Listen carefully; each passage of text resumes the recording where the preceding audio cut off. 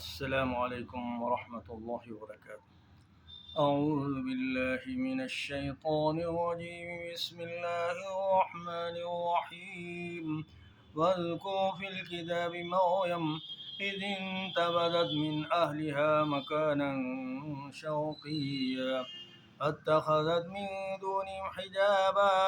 فأرسلنا إليها روحنا فتمثل لها بشرا سويا قالت إني أعوذ بالرحمن منك إن كنت تقيا قال إنما أنا رسول ربك لأهب لك غلاما زكيا قالت أنى يكون لي غلام ولم يمسسني بشر ولم أك بغيا قال كذلك قال ربك وعلي هين ولنجعله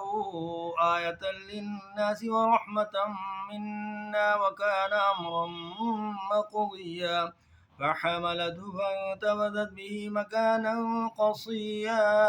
فجاءها المخاض إلى جذع النخلة قالت يا ليتني مت قبل هذا وكنت نسيا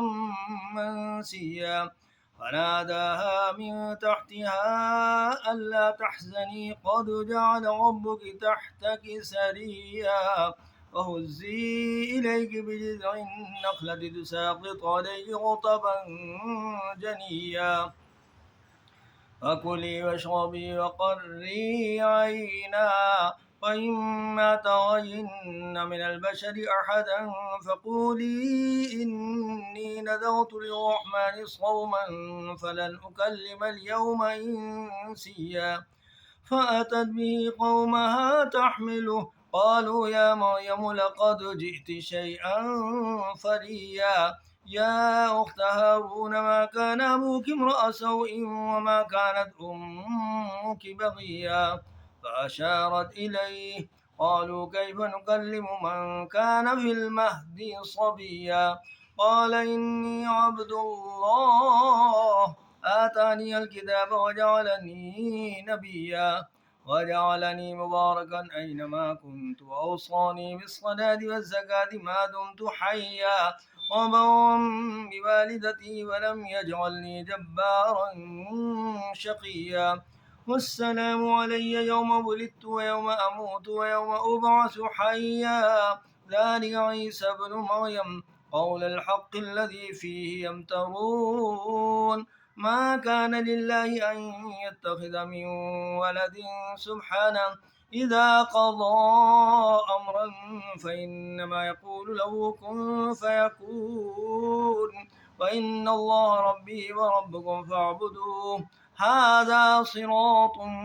مستقيم فاختلف الأحزاب من بينهم فويل للذين كفروا من مشهد يوم عظيم أسمع بهم وأبصر يوم يأتوننا لكن الظالمون اليوم في ضلال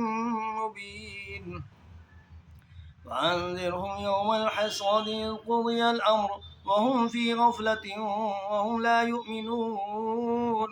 إنا نحن نرث الأرض ومن عليها وإلينا يرجعون واذكر في الكتاب إبراهيم إنه كان صديقا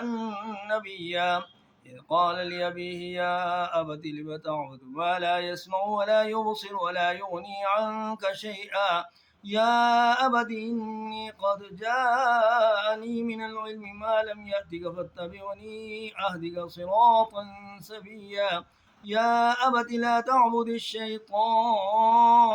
إن الشيطان كان للرحمن عصيا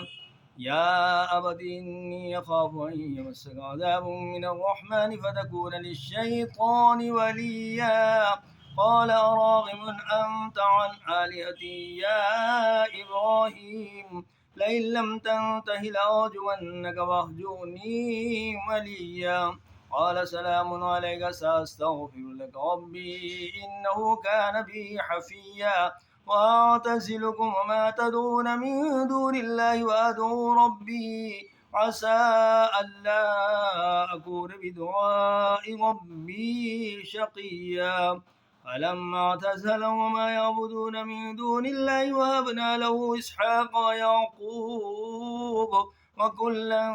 جعلنا نبيا ووهبنا لهم من رحمتنا وجعلنا لهم لسان صدق عليا صدق الله العظيم.